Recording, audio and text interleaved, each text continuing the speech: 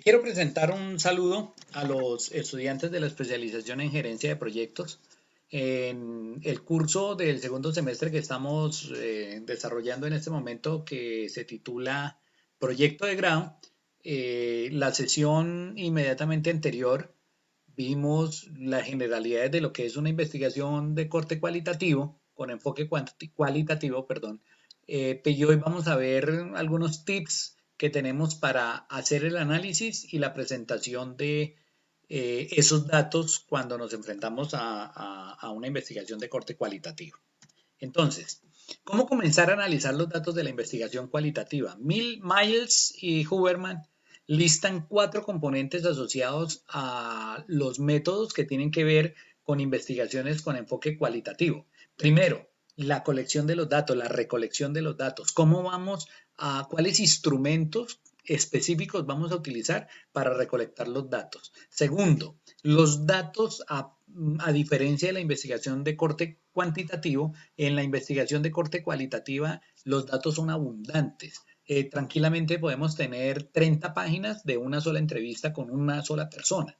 Entonces, se trata de, dentro de todo ese conglomerado o acervo de datos que estamos adquiriendo, cómo hacemos para reducirlos de tal manera que quede la sustancia, por decirlo así, de los datos que queremos para nuestro objeto de estudio. Ese despliegue de datos, o sea, si los vamos a reducir, igual los datos nos tienen que dar elementos suficientes para poder inferir los hallazgos que tengamos en nuestra investigación cualitativa a toda la población, porque estamos utilizando normalmente muestras pequeñas, ¿sí? Y la manera como vamos a obtener y verificar esas conclusiones. Entonces, esas son las 4 etapas, vamos a irlas viendo cada una de ellas de manera tangencial en la presente disertación. Lo primero que tenemos que tener en cuenta cuando analizamos la forma, ¿sí?, que tenemos para sistematizar, para sacar conclusiones de todos los datos obtenidos en una investigación cualitativa, es que es un análisis inductivo. Tenemos personas particulares y esos datos particulares los llevamos a una conclusión general. Entonces, el método inductivo sabemos que va de lo particular a lo general. Implica un análisis de datos de forma recurrente. Entonces, tenemos que estar en un permanente ir y venir entre la colección de los datos y el análisis. Hay ocasiones en que podemos haber hecho una entrevista de una persona que nos está arrojando unos datos para nuestro estudio y resulta que otra persona nos dice algo que pasamos por alto o que no tuvimos en cuenta en la pregunta de la persona anterior, entonces tenemos que ir y venir en esa recolección de datos. Nosotros vamos obteniendo los datos y vamos analizándolas. Cuando estamos haciendo una entrevista, a medida que estamos tomando notas, estamos analizando muchas cosas. Entonces, el análisis de los datos se tiene que dar desde la misma concepción del instrumento que nos va a permitir recopilarlos, ¿sí? Debemos leer varias veces la información obtenida, volver a revisar la manera como conseguimos los datos en sí, de tal manera que casi que cada vez que el investigador lee, puede encontrar una conclusión que en algunos casos puede ser un tanto diferente porque le hizo falta, porque le sobró, porque es necesario adecuarla en cuanto al estudio y el contexto. No existe un enfoque único de análisis de datos. Yo les podría decir sin temor a equivocarme que hay tantas maneras de analizar datos como investigaciones de corte cualitativo hay en el mundo. Entonces, eso implica un análisis eminentemente interpretativo, o sea, el investigador cualitativo debe tener unas competencias de interpretación bastante más arraigadas que las del investigador cuantitativo. 10 sugerencias para analizar datos cualitativos. Primero, puede sonar un poco utópico, ¿no? Necesitamos recolectar muchos datos, pero a su vez necesitamos reducirlos de manera adecuada. Si en una investigación de corte cualitativo obtenemos pocos datos, la calidad de la investigación va a ser poca. Pero si no nos acostumbramos a reducir el estudio de manera oportuna, vamos a encontrarnos en problemas para poder encontrar conclusiones de la cantidad de datos que tenemos. Tomar decisiones respecto al tipo de estudio y yo le adicionaría a la forma como vamos a desarrollar el estudio, ¿sí? Usted puede cambiar casi que en cada entrevista la forma de la entrevista porque a medida que va teniendo contacto con la población objeto de estudio, pueden salir cosas, pueden, lo ideal sería que no salieran, pero en la investigación cualitativa pueden salir cosas que hacen que varíe, ¿sí? Eh, eh, ese tipo de estudio que estamos desarrollando. Hay que hacer preguntas extremadamente analíticas. En los estudios de corte cualitativo, en algunas oportunidades el sí, el no, dentro de estas 4 opciones escoja, pero casi que son más las excepciones que la norma. La norma es siempre preguntas que permitan el análisis. Cuarto, planificar la colección de los datos de acuerdo a las observaciones previas. Hemos visto en la sesión inmediatamente anterior que cuando usted se enfrenta a un estudio de corte cualitativo, en la manera como va a entrar al campo debe ser específica y debe ser planeada. Entonces, cuando usted entra al campo, usted comienza a hacer unas indagaciones preliminares para así, es decir, con bases en esas investigaciones preliminares, poder determinar el tipo y la forma y el contexto del instrumento que va a aplicar. En investigación cualitativa, el quinto punto para analizar esos datos, escribir muchos comentarios de observación en el proceso. Por eso el investigador es tan importante en los estudios de corte cualitativo, porque como él está interpretando una realidad, primero necesita recolectar datos para describir la realidad, pero también la está interpretando, entonces esos comentarios le deben dar visos sobre ciertas cosas que con el tiempo pudieron haberse olvidado.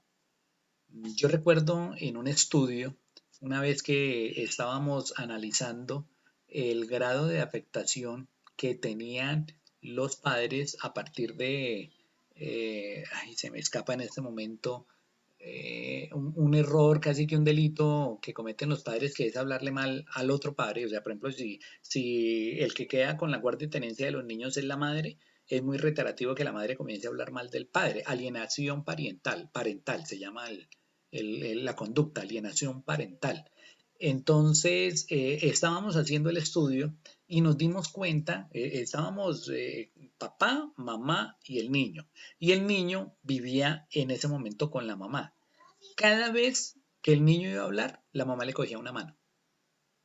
A ver, yo no soy psicólogo, yo acompañando a un psicólogo que era el que estaba haciendo el estudio, pero yo no sabía que ese tomar de la mano al niño significa condicionar la respuesta. Ella estaba haciendo un condicionamiento de carácter físico con el niño. Entonces, cuando el psicólogo le hacía alguna pregunta, la mamá como que inconscientemente le tocaba una pierna al niño. Entonces el psicólogo después me explicaba que el hecho de que la mamá le pusiera la mano al niño condicionaba la respuesta. Era como decirle, no se olvide que yo estoy aquí, no la vaya a embarrar.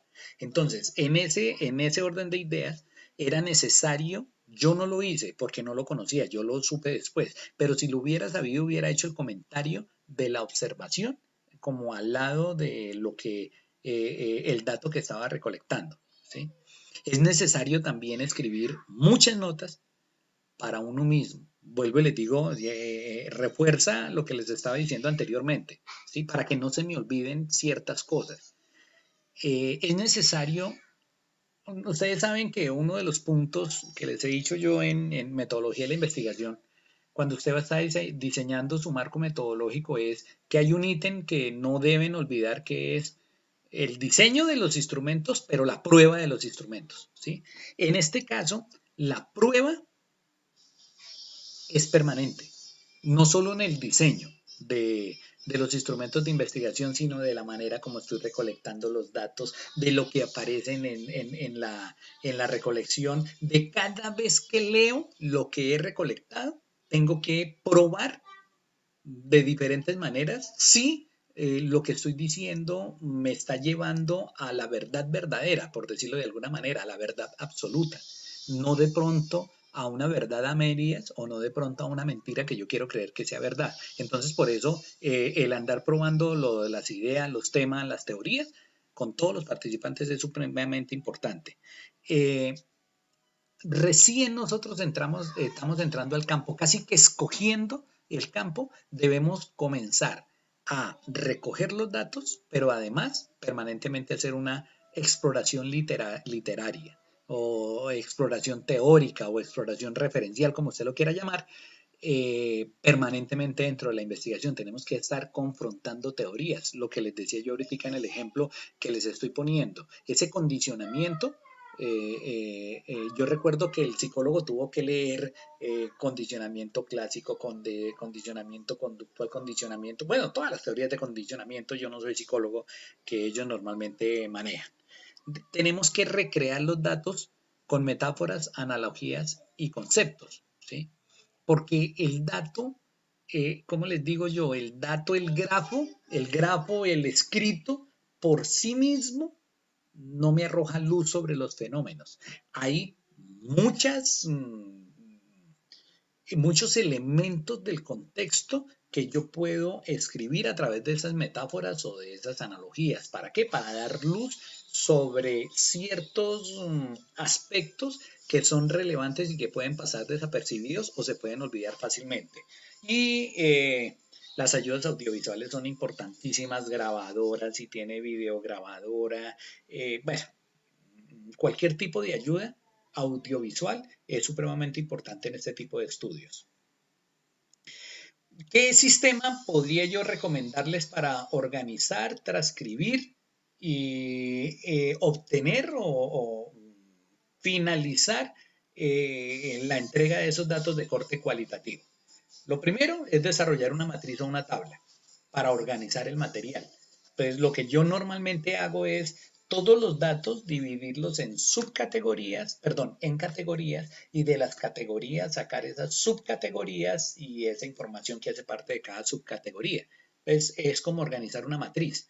Eh, Debemos establecer tipos o tipologías, más que tipos, tipologías específicas de cada observación, de cada entrevista, de cada documento. Entonces, una tipología puede ser, yo siempre pongo el ejemplo, ¿no? Estamos hablando sobre violencia intrafamiliar, pero si hablamos de violencia intrafamiliar, hay diferentes tipos de violencia. Hay una violencia verbal, hay una violencia física, hay una violencia sexual, ¿sí? Entonces, yo organizo absolutamente todos los datos de acuerdo a las tipologías que estoy estableciendo. Es necesario conservar y respaldar con backups, con copias, todos los datos que nosotros encontremos. Entonces, si tenemos una entrevista, preocúpense por tener el original y una copia, porque en caso de que se nos pierda una de las entrevistas, podría dar al traste toda la observación que hemos hecho en la investigación cualitativa. ¿Qué recomendaciones? Insisto, esta es una charla, no es un curso. En realidad la divido en dos charlas de enfoque cualitativo. Por lo tanto, las recomendaciones son muy tangenciales, muy a términos generales. Para la transcripción, primero, puede parecer pueril la recomendación, pero poner dos márgenes para permitir esas notas al pie, ¿sí? Segundo, dejar un espacio extra entre los comentarios, ya que no tenemos que caer en el error de pronto de confundir lo que nos está diciendo una persona con lo que nos dijo otra, por no haber tomado la precaución de dividir muy bien. De hecho, ustedes si han tenido la oportunidad de acceder a software de análisis de datos cualitativos, el software tiene demasiadas casillas para que cada casilla sea un dato específico que nos sirve para nuestra investigación. Porque como es una investigación donde a veces usted recolecta los datos de forma manual, manuscrita, es decir, escrito a puño y letra. Si usted no es lo suficientemente enredado, si no es lo suficientemente organizado, se va a enredar en el momento de leer y no va a saber si esto lo dijo fulanito o perencejo, y puede ser supremamente importante esa distinción. Resaltar o marcar las preguntas del entrevistador para diferenciarlas de la interpretación, la pregunta, el dato que nos está dando el entrevistado, es decir, de cada una de esas cosas. Como les digo yo, no tener el error de la pereza mental o pereza física al recopilar esos datos.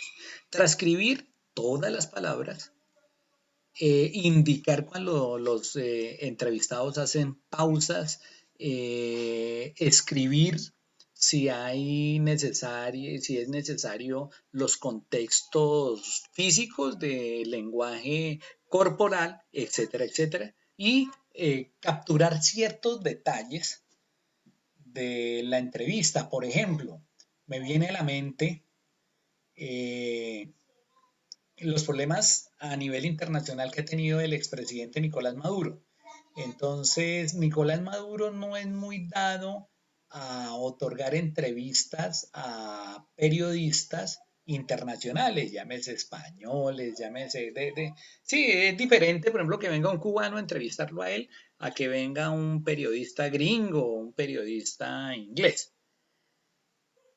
Eh, no fue una investigación de corte cualitativo, pero viendo un informe que hicieron frente a si el presidente Maduro manipulaba o no manipulaba ese tipo de entrevistas, hacían claridad, por ejemplo, que cuando eran periodistas, por decirlo de alguna manera, neutrales o que él pudiera considerar como enemigos, la luz la manejaba de una manera.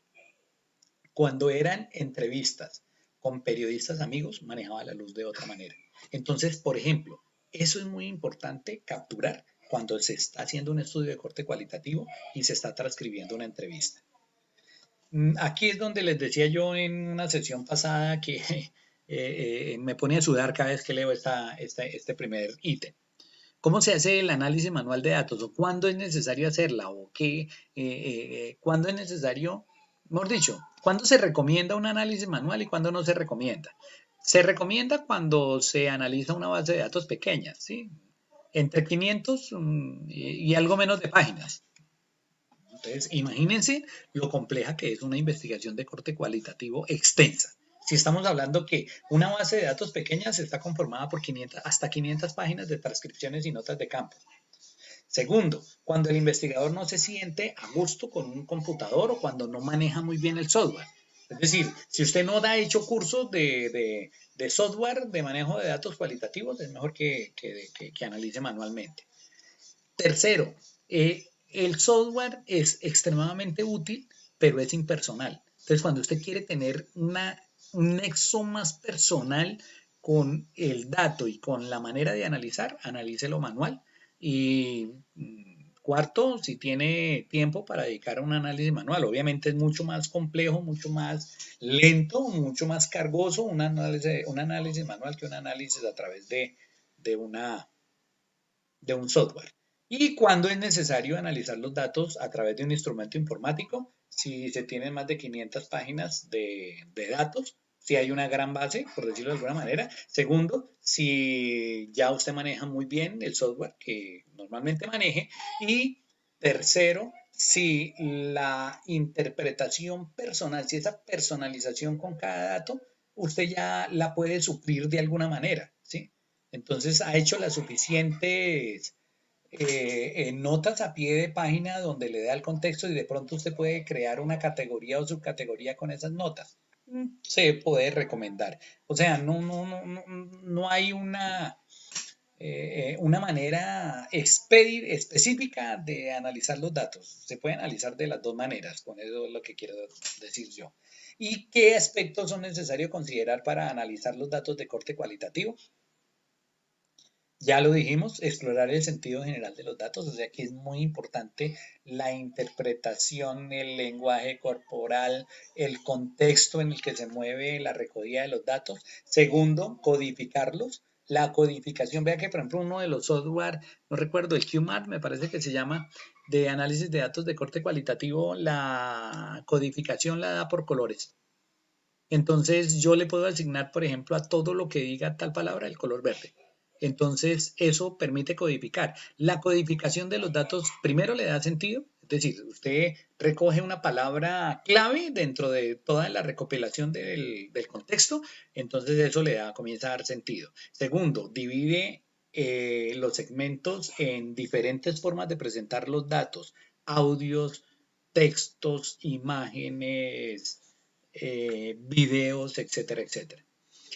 Puede etiquetar mucho más fácil el segmento cuando está enlazado con un código. Entonces, en el software que yo he tenido la oportunidad de manejar, usted codifica con un color y después llama por decirlo de alguna manera, a una página en especial lo que trae ese código y ya lo que trae ese código lo convierte en un segmento. ¿Sí? Eh, Hay ocasiones en que puede haber traslapo, es decir, confusión, como que estoy trabajando con un código o con un segmento de datos y salto fácilmente al otro. Entonces, hay que cuidarse mucho de eso, ¿no? Por ejemplo, si estamos hablando de violencia verbal y dentro de la violencia de carácter verbal, eh, estamos muy pendientes de las palabras oeces que salen de la boca del agresor. Pero normalmente después de la palabra soez viene otro tipo de violencia que es la violencia física. Y entonces lo que yo hago es codificar esa violencia verbal, pero como dejé como que meter dentro la violencia física, entonces la violencia física es un código totalmente diferente. Porque de pronto yo necesito saber, un individuo puede ejercer violencia física y violencia verbal al mismo tiempo, pero necesito saber cuántos individuos ejercen únicamente la violencia, no, únicamente no. Necesito saber, estoy utilizando más el ejemplo, cuando un individuo utiliza la violencia verbal, ¿sí? Entonces, ese código donde hay individuos que solo utilizan violencia verbal, pero individuos que solo utilizan violencia física y violencia verbal al mismo tiempo, la violencia física no puede quedar metida dentro del código de violencia verbal. A eso se hace caso del traslapo, ¿no? O sea, traslapé, metí un código que no debería estar ahí por un salto indebido que hice. Y cuando hay demasiada redundancia, ¿sí? Entonces, lo contrario, que es el mismo individuo el que está ejerciendo violencia física y violencia verbal, pero yo lo cuento como si fuera dos individuos porque no tuve la precaución de codificar muy bien el dato. ¿Y qué permite? La segmentación de los códigos permite de pronto un código, un segmento, llevarlo a una categoría mucho más amplia después de que está bien codificado el dato. ¿Qué pasos son útiles en la codificación de los datos? Primero, obtener un sentido del todo, es decir, saber para dónde vamos, saber qué es lo que queremos encontrar y qué no queremos encontrar. O sea, tener muy claro aquello que realmente aporta de manera significativa a la investigación.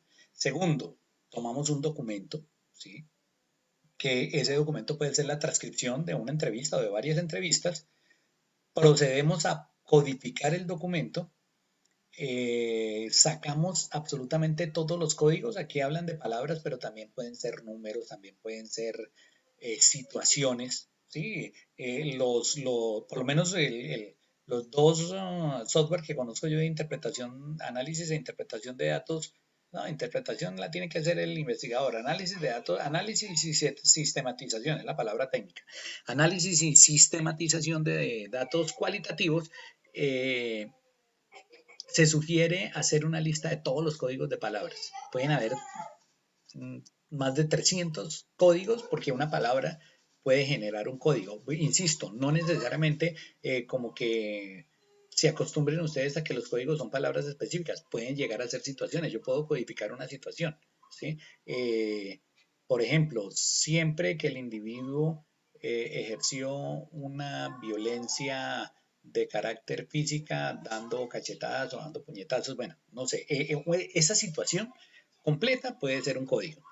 Debemos que, ya lo dijimos, estar yendo y viniendo entre la recogida de los datos, el origen, el análisis y la interpretación. Entonces es de tomar la lista y regresar permanentemente a los datos. Y algo bien importante es que a medida que vamos codificando, vamos reduciendo la amplitud de esa lista de códigos. Que me pasé una página. ¿Qué tipos de códigos podemos utilizar en la categorización de la clasificación de los datos? Primero, de contexto, ¿sí?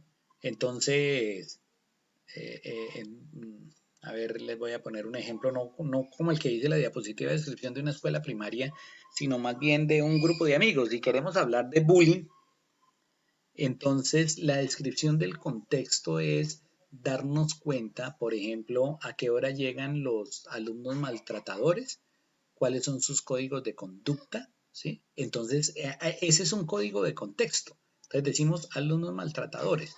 Yo recuerdo que cuando yo estaba en primaria, hace muchísimos años, en primaria o en bachillerato, los alumnos maltratadores tenían un contexto de acción en el colegio determinado. Entonces, por ejemplo, ellos caminaban todos de una manera, intentaban vestirse de una manera, entonces esa es una descripción de contexto. Otra categorización de datos o clasificación de situaciones. Entonces, por ejemplo, yo recuerdo, y perdón que te lo traiga a colación, un problema que hubo entre un general de retirado de la Fuerza Aérea, por cierto amigo mío, compañero de curso de mi hermano, y el director de la Aeronáutica Civil Colombiana. Entonces, el general en los medios masivos de comunicación salió diciendo que el director de la aeronáutica era un tipo extremadamente mal hablado. ¿Sí? Entonces, que cuando a él se le llevaba a la contraria, normalmente utilizaba palabras oeces, actitudes, golpeaba la mesa. Entonces, ese puede ser un código.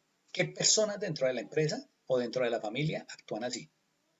Perspectivas acerca de los participantes. A diferencia del código de contexto, cuando hablamos de un código respecto a la perspectiva acerca de los participantes, estamos describiendo, por ejemplo, ahí sí voy a utilizar el ejemplo que estoy poniendo en la diapositiva, los alumnos que son presas del acoso escolar.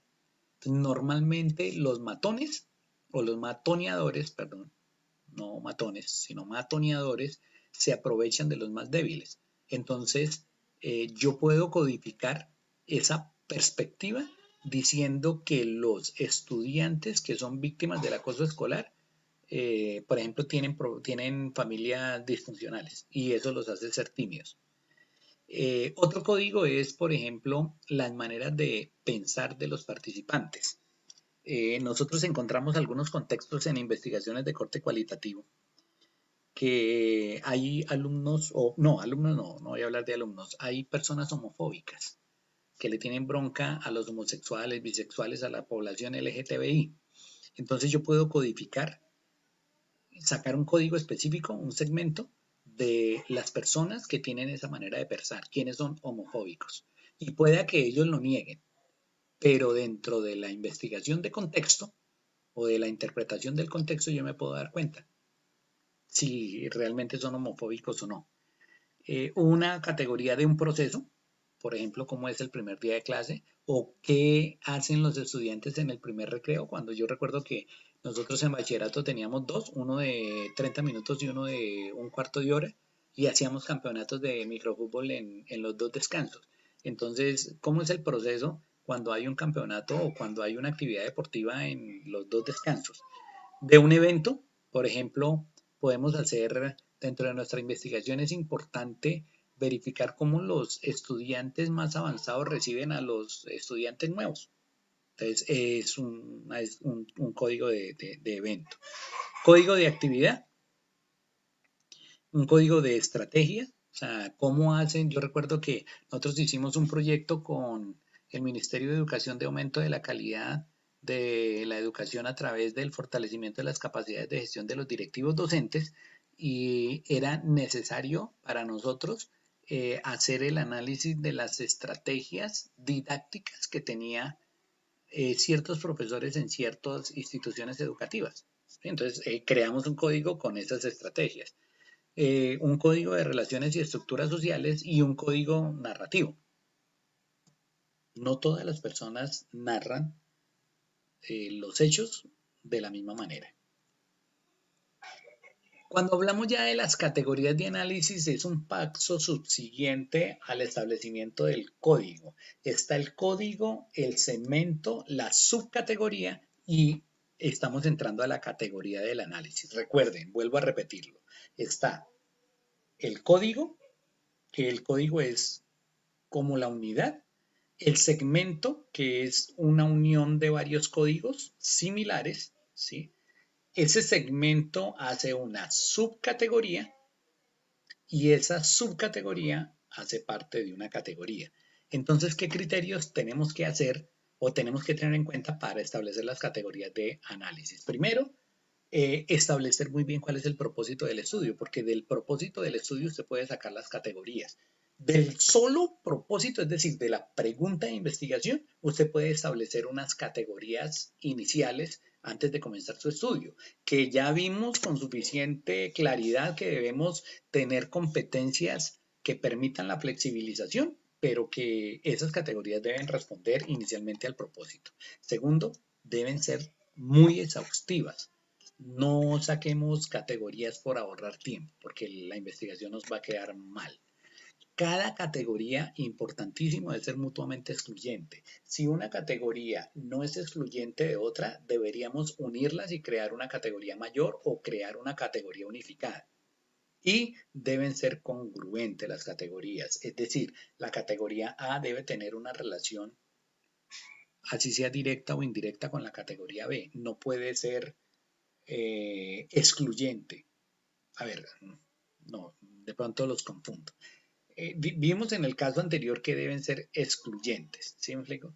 Entonces, excluyentes significan que cuando hay códigos o segmentos similares en dos categorías diferentes, yo debo unificarla, ¿sí? O sea, o es A o es B. Pero además, cuando hablo de congruencia, significa que en esa diversificación, en esa exclusión que debe tener cada categoría, las categorías deben ser congruentes, es decir, no deben tener la capacidad de llevarnos a encontrar el propósito común del estudio. No puede haber una categoría suelta que no nos arroje luz sobre el estudio. ¿Qué técnicas podemos, más que debemos, podemos tener en cuenta para que el estudio sea riguroso y consistente? Primero, la triangulación de la información. Entonces, la triangulación es obtener el mismo dato a través de por lo menos 3 instrumentos diferentes, porque como estamos interpretando, como estamos leyendo contexto, debemos asegurar para que la investigación tenga un nivel de calidad alto que el mismo dato lo estamos obteniendo a través de diferentes instrumentos. ¿Qué tipos de triangulación hay? Por ejemplo, una triangulación que incluya tiempo por un lado, espacio por el otro y personas por el otro. Pero todos obteniendo el mismo dato. Es decir, podemos recoger datos a las 8 de la mañana, a las 12 del día y a las 5 de la tarde. ¿Sí? En 3 espacios diferentes. 8 de la mañana salón de clase, 12 del día cafetería, 5 de la tarde acceso a rutas escolares, cuando hablamos de espacio. Y cuando hablamos de personas, entonces tenemos matoneadores, víctimas de acoso escolar, profesores, padres de familia, pero estamos obteniendo los mismos datos. Triangulación del investigador, cuando son 3 investigadores recogiendo el mismo dato. De hecho, en algunas oportunidades me causó asombro, pero lo he visto, que que la misma persona objeto de estudio es abordada por 3 investigadores diferentes. Entonces puede haber una triangulación desde el punto de vista del investigador. Triangulación con la teoría. Entonces yo estoy recepcionando datos, estoy recibiendo datos, pero la estoy confrontando con una o diversas teorías. Y la triangulación metodológica es de acuerdo al método que estoy utilizando para recoger el mismo dato. Entonces, puedo utilizar una ficha de observación directa participante, puedo utilizar una entrevista personal y puedo utilizar un focus group sobre las mismas personas, pero a través de tres métodos diferentes para recoger el mismo dato, porque acuerde que la triangulación no es de datos, es el mismo dato recopilado de diversas maneras. Tipos de triangulación de acuerdo a la verificación con los participantes. Puede ser conducido al finalizar una entrevista. Resumimos los datos, permitimos que el entrevistado interactúe con lo que nosotros recogimos para saber si está de acuerdo o no, o si nosotros interpretamos bien lo que él nos estaba diciendo. ¿Sí? Cuando hacemos una triangulación directamente con los participantes, nosotros podemos verificar si las interpretaciones están bien dadas y si los datos están bien recogidos o de pronto algo que es importante para el entrevistado nos pasó por alto como entrevistadores. Ese chequeo puede ser también a través de conversaciones informales, pero lo que podemos hacer nosotros es entregar diversas copias a algunos beneficiarios, sí, o sea, lo que nosotros hacemos es decirle, venga, yo recopilé estos datos, usted está de acuerdo con lo que dijo tal o cual persona o tal o cual grupo social. Por decir algo, es como parecido a la técnica del panel de expertos, que yo puedo coger a los participantes del estudio que son líderes de la comunidad y a ellos decirles que me lean hasta cierto punto los datos obtenidos. Es una manera de triangular. Y antes de la entrega del reporte final, es necesario hacer una copia entera del reporte y con esos comunicadores clave hacer lo que dijimos en el punto anterior. Otra manera de triangular es a partir de un diario reflexivo. Entonces nosotros estamos obteniendo los datos, pero además estamos teniendo un diario del investigador reflexivo. Y ese diario reflexivo puede ser también temporal, en cuanto al espacio, en cuanto a las personas, etcétera, etcétera. ¿Cómo debemos resumir y entregar los resultados obtenidos? A través de tablas comparativas, a través de diagramas, a través de mapas, de tablas demográficas, los mapas conceptuales. Uy, yo vi una vez un informe final de un estudiante que todos los resultados los mostró a través de mapas conceptuales y yo la verdad quedé admirado por la manera como lo hizo. Hay que manejarlo muy bien, pero es interesante. Y un análisis taxonómico que es como, por decirlo de alguna palabra, como una disección que nosotros hacemos al contexto general. Ahí sí, como el método es inductivo, que vamos de lo particular a lo general, podemos en el análisis taxonómico como diseccionar esos apartes del informe final general para sacar ciertas particularidades que son necesario reportar. ¿Cuáles son los elementos narrativos en un reporte de hallazgo? Yo he visto muchos reportes donde incluyen diálogo, ¿sí? Que puede apoyar la categoría. Entonces, se menciona, por ejemplo, que los profesores de la Universidad de los Llanos que no tienen maestría se sienten señalados por aquellos que la tienen, ¿sí? Entonces, esa es una categoría de análisis, pero yo incluyo el diálogo o incluyo el evento que hace que esa categoría sea apoyada. Es necesario mantener el lenguaje de los participantes. Ahí, sí me explico, en esos diálogos que se incluyen dentro de la presentación de los resultados, no debemos ser ajenos a que podemos lanzar una palabra soez, si es del caso, para apoyar ese resultado.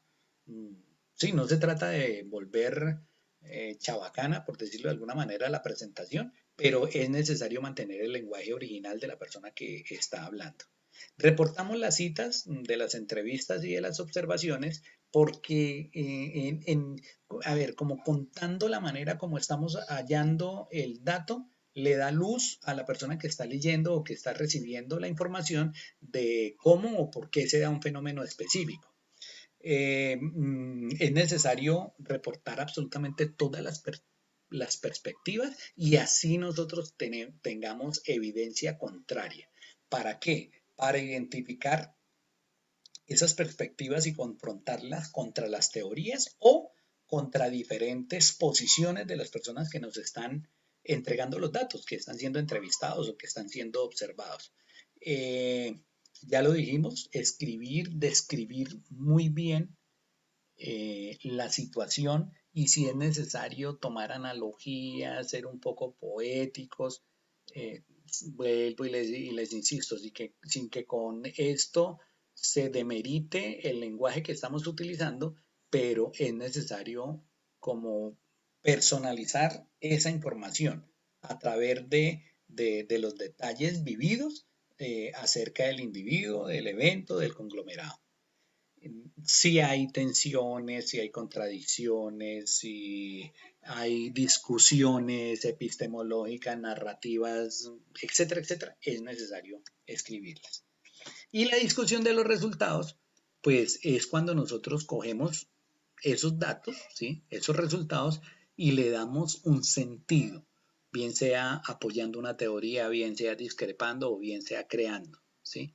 Tenemos que resumir muy bien los hallazgos, tenemos que hacer algunas reflexiones personales del investigador. En investigaciones de corte cualitativo es muy importante que el investigador no sea un ente abstracto, a diferencia de las investigaciones de corte cuantitativo donde nos interesa narrar, eh, narrar unas cifras que son impersonales. Es más, cuando a mí me están haciendo la presentación de una investigación de corte cuantitativo y le meten emociones, me incomoda, me molesta.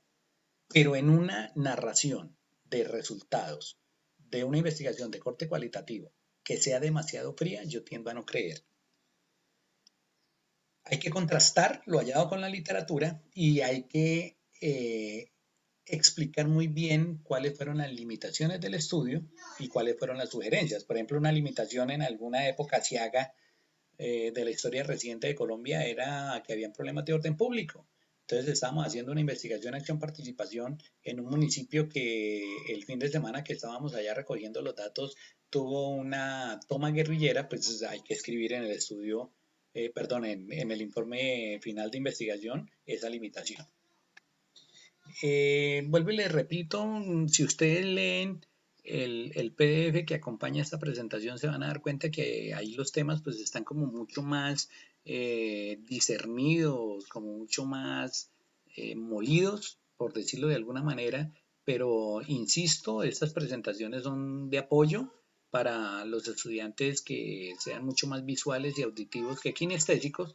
Entonces espero que haya sido lo suficientemente claro y que les sirva de ayuda para esa elaboración del informe final. Muchas gracias.